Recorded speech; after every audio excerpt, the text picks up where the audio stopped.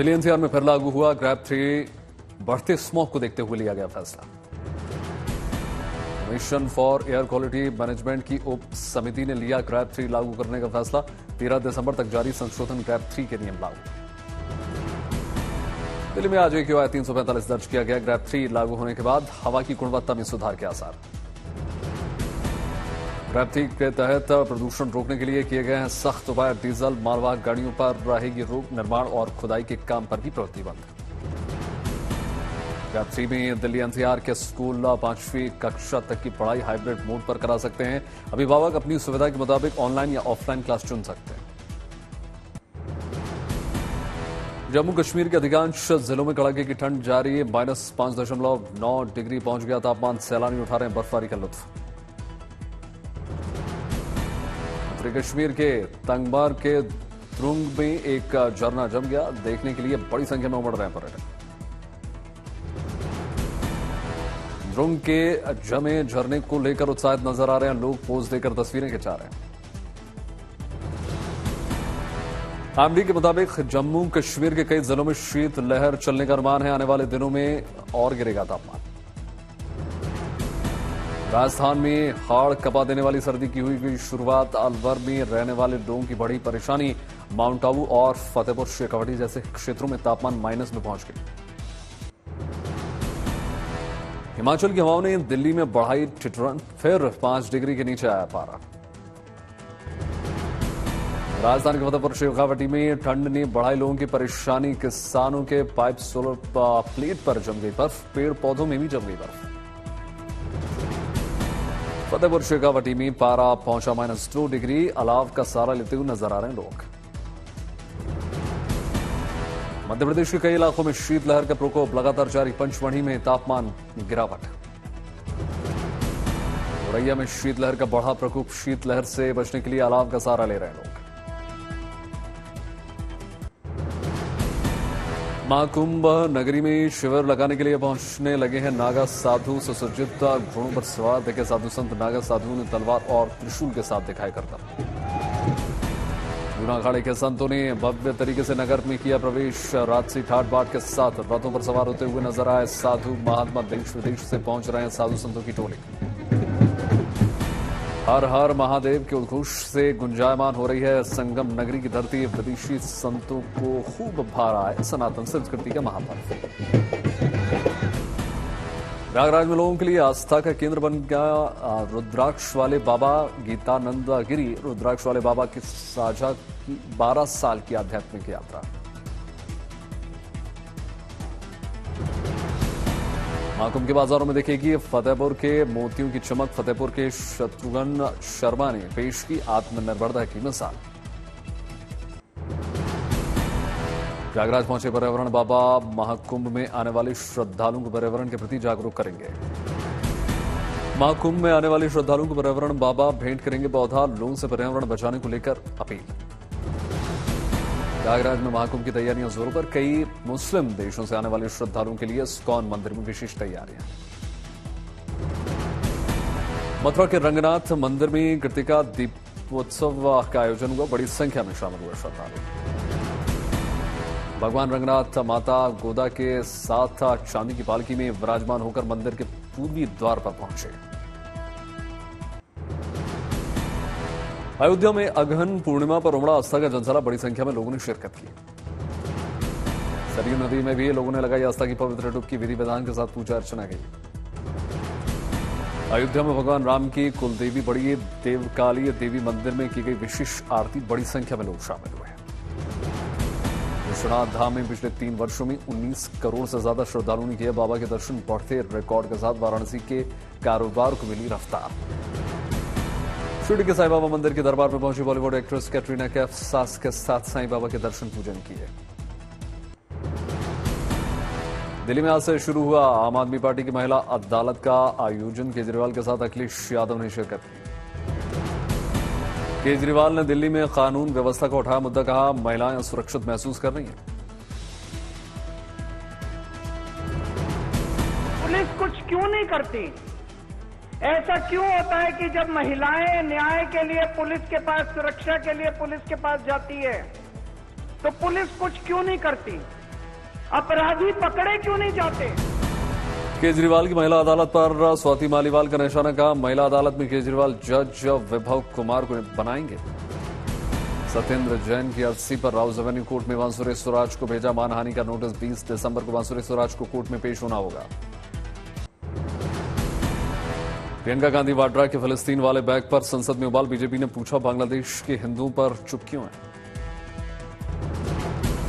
EVM के मुद्दे पर इंडिया ब्लॉक में दरार। उमर अब्दुल्ला के बाद अब अभिषेक बनर्जी ने भी कांग्रेस से किनारा किया। अभिषेक बनर्जी ने कांग्रेस पार्टी के आरोपों को किया खारिज। का जो लोग ईवीएम पर सवाल उठाते हैं, अगर उनके पास कुछ है तो उन्हें चुनाव आयोग के पास जाकर डेमो दिखाना चाहिए। दिल्ली में चुनाव से पहले एलजी ने मुख्यमंत्री आतिशी को लिखी चिट्ठी, जल्द सत्र बुलाकर लंबित सीएजी रिपोर्ट पर चर्चा करने को कहा। पटना के बाबू परीक्षा केंद्र पर हुई बीपीएससी की परीक्षा रद्द। इसी सेंटर में डीएम ने थप्पड़ मारा था।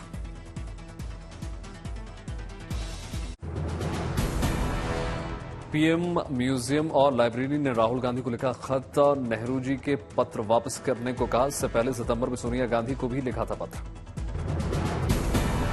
राहुल गांधी से कहा गया कि या तो सोनिया गांधी से ओरिजिनल पत्र दिलवा दें या फिर इनकी फोटो कॉपी या डिजिटल कॉपी दिलवा दें। अमित पात्रा ने लेटर में कहा, नेहरू जी ने एडविना माउंटबेटन को ये लिखा होगा कि जिसे सेंसर करने की जरूरत है और क्या राहुल उन पत्रों को लाने में मदद करेंगे। संभल मंदिर के आसपास हुई खुदाई। पास के कुओं में 20 फीट पर मिली 3 मूर्तियां। संभल जिला प्रशासन ने शंकर मंदिर और वहां स्थित कुएं की कार्बन डेटिंग के लिए एएसआई को लिखा पत्र। मंदिर पर 24 घंटे रखी जा रही है नजर। उत्तर प्रदेश आज से विधानसभा का शीतकालीन सत्र का आगाज हो गया। संभल और कानून व्यवस्था को लेकर विपक्ष ने हंगामा किया। संभल में मूर्तियों के मिलने पर बोले मुख्यमंत्री योगी आदित्यनाथ का सत्य को ज्यादा देर तक छुपाया नहीं जा सकता। मुख्यमंत्री योगी आदित्यनाथ ने सदन में विपक्ष पर जमकर साधा निशाना, कहा खटाखट का सच सामने आ गया फटाफट। मुख्यमंत्री योगी ने पूछा सवाल, कहा मस्जिद के सामने से शोभा यात्रा क्यों नहीं जा सकती, त्योहारों को शांतिपूर्ण ढंग से क्यों नहीं मनाया जा सकता। योगी ने गिनाई दंगों की लिस्ट, कहा संभल के पत्थरबाज बचेंगे नहीं।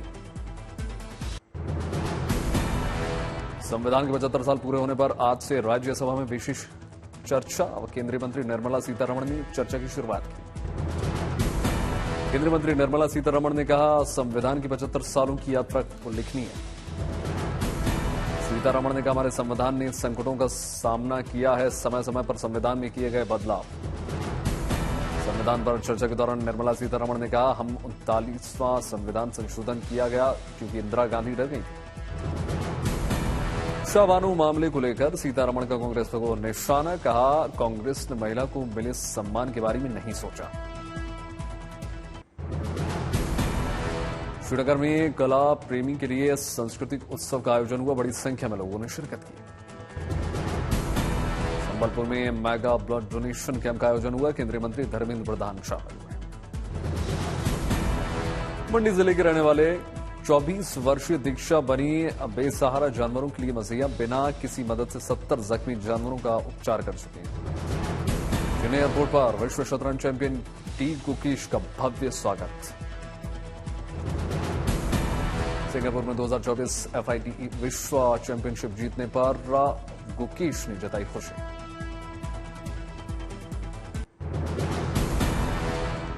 श्रीलंका के राष्ट्रपति बनने के बाद पहली बार भारत की यात्रा पर आए दिशा नायके प्रधानमंत्री मोदी से मुलाकात हुई। ज्वाइंट डिफेंस फोर्सेज ने दिया गार्ड ऑफ ऑनर। देहरादून में मुख्यमंत्री पुष्कर सिंह धामी ने सौर कौतिक मेले का शुभारंभ किया। दिल्ली बीजेपी चीफ वीरेंद्र सचदेवा ने दिल्ली के ऑटो ड्राइवर से मुलाकात की, सुनी लोगों की फरियाद और विपक्ष पर निशाना साधा। नोएडा इंटरनेशनल एयरपोर्ट पर तेजी से चल रहा है टर्मिनल का काम। 15 जनवरी से शुरू होगा एरो ब्रिज का काम और अप्रैल 2025 से शुरू होगी कमर्शियल फ्लाइट्स। हावड़ा में Indian research institute for integrated medicine के डॉक्टर बिना दवा के मरीजों को बना रहे रोग मुक्त। दिल्ली में विजय दिवस पर युद्ध स्मारक पहुंचे राजनाथ सिंह, शहीद जवानों को श्रद्धांजलि दी। दिल्ली की युद्ध स्मारक में केंद्रीय मंत्री संजय सेठ ने शहीदों को नमन किया, पुष्पांजलि दी। मुंबई में विजय दिवस पर कार्यक्रम का हुआ आयोजन, बड़ी संख्या में लोगों ने शिरकत की, शहीदों को श्रद्धांजलि दी। चेन्नई में विजय दिवस पर कार्यक्रम का आयोजन हुआ, तमिलनाडु के राज्यपाल आर.एन. रवि शामिल हुए। कोलकाता में विजय दिवस पर कार्यक्रम में शामिल हुए बांग्लादेश से आए मुक्ति योद्धा का प्रतिनिधिमंडल, बंगाल के राज्यपाल आनंद बोस भी शामिल हुए। भोपाल में अंडर 19 पुरुष और महिला हॉकी कप का आयोजन, विधानसभा अध्यक्ष थोकचोम सिंह और डीजी असम लेफ्टिनेंट जनरल विकास लखेरा शामिल हुए। वडोदरा में महिला की सुरक्षा को लेकर नाइट मैराथन का आयोजन हुआ, बड़ी संख्या में महिलाओं ने दौड़ दी। जोरहाट में बाहुबली जोरहाट हाफ मैराथन का आयोजन हुआ, करीब 700 प्रतिभागियों ने हिस्सा लिया। गुजरात के भावनगर को केंद्रीय मंत्री मनसुख मांडविया ने दी बड़ी सौगात, भावनगर में 149 करोड़ रुपए की परियोजनाओं का उद्घाटन। संबलपुर में गवर्नमेंट हाई स्कूल के प्लैटिनम जुबली पर कार्यक्रम का आयोजन हुआ, मुख्यमंत्री मोहन चरण मांझी और केंद्रीय मंत्री धर्मेंद्र प्रधान शामिल हुए। मशहूर तबला वादक जाकिर हुसैन का निधन, 73 साल की उम्र में सैन फ्रांसिस्को के अस्पताल में अंतिम सांस। जाकिर हुसैन के परिवार ने उनके निधन की पुष्टि करते हुए कहा कि नहीं रहे जाकिर हुसैन, वो अपने पीछे एक अभूतपूर्व विरासत छोड़ गया। भारत के सबसे मशहूर शास्त्रीय संगीतकारों में से एक हैं जाकिर हुसैन। 1988 में पद्मश्री, 2002 में पद्म विभूषण और 2023 में पद्म विभूषण सम्मानित। तबला वादक जाकिर हुसैन ने अपने करियर में हासिल किए कई मुकाम और जीते 5 ग्रैमी अवार्ड्स। जाकिर हुसैन के निधन पर प्रधानमंत्री नरेंद्र मोदी ने जताया दुख, लिखा उनका प्रदर्शन और भावपूर्ण रचना संगीतकारों और संगीत प्रेमियों की पीढ़ियों को प्रेरित करती रहेंगी। मस्ती 4 की शूटिंग शुरू, फिल्म में विवेक ओबराय और रितेश देशमुख लीड रोल में नजर आए। फिल्म फतेह का नया गाना हिटमैन कल होगा रिलीज, फिल्म 10 जनवरी को सिनेमाघरों में रिलीज होगी। शिकागो में छुट्टियां बिता रहे हैं actor Kamal Haasan, social media पर तस्वीरें शेयर की। शांतनु महेश्वरी अपनी बंगाली फिल्म चालचित्रों से करेंगे डेब्यू। एक्ट्रेस तापसी पन्नू ने अपनी शादी को लेकर किया बड़ा खुलासा, कहा उनकी शादी पिछले साल ही हो गई थी। इजरायली सेना ने गाजा के खान यूनिस में बमबारी की, स्कूल पर हुए हमले में कम से कम 16 फिलिस्तीनियों की जान गई। इजरायली प्रधानमंत्री नेतन्याहू ने अमेरिका के नवनिर्वाचित राष्ट्रपति डोनाल्ड ट्रंप से बातचीत की। दोनों नेताओं ने सीरिया के ताजा हालात पर बातचीत की। इजरायली प्रधानमंत्री नेतन्याहू ने कब्जे वाले सीरिया के गोलान हाइट्स के लिए नई योजना का कर दिया यह ऐलान। योजना के तहत गोलान हाइट्स इलाके में रहने वाली इजरायलियों को संख्या दोगुना किया जाएगा। ईरान के रेवोल्यूशनरी गार्ड के प्रमुख जनरल हुसैन सलामी ने कहा सीरिया के जमीन पर कब्जे को लेकर इजरायल को भारी कीमत चुकानी होगी। पूर्व राष्ट्रपति बशर अल असद के पतन के बाद सीरियाई लोगों की मदद के लिए आ गया ब्रिटेन भोजन आश्रय, आपातकालीन स्वास्थ्य सेवाओं के लिए 50 मिलियन पाउंड की सहायता। अमेरिकी राष्ट्रपति जो बाइडेन डेमोक्रेटिक का नेशनल कमेटी के अवकाश समारोह में शामिल हुए, पिछले 4 साल में अपने कार्यकाल के दौरान किए गए कामों को गिनाया। ब्राजील के राष्ट्रपति लूला डी सिल्वा को 1 सप्ताह के बाद अस्पताल से मिल गई छुट्टी। अमेरिका के ह्यूस्टन में गोलीबारी, क्लब में हुई फायरिंग में 2 किशोरों की मौत। हिंद महासागर में मौजूद मायोट द्वीप से टकराया शक्तिशाली चक्रवाती तूफान चिड़ो। मेक्सिको की राजधानी मेक्सिको सिटी में सेंटा रेस सैकड़ों धावक सेंटा क्लॉज सूट पहनकर दौड़ते हुए नजर आए। फोर्सेस के को फाउंडर नारायण मूर्ति ने फिर से हफ्ते में 70 घंटे काम करने की वकालत की। कहा, भारत के 80 करोड़ गरीबों को मजबूत बनाने के लिए युवाओं को वैश्विक मानकों के हिसाब से काम करना होगा। एक ग्लोबल सर्वे ने दावा किया है कि 92% ईवी मालिक दोबारा पेट्रोल या डीजल कार नहीं खरीदेंगे।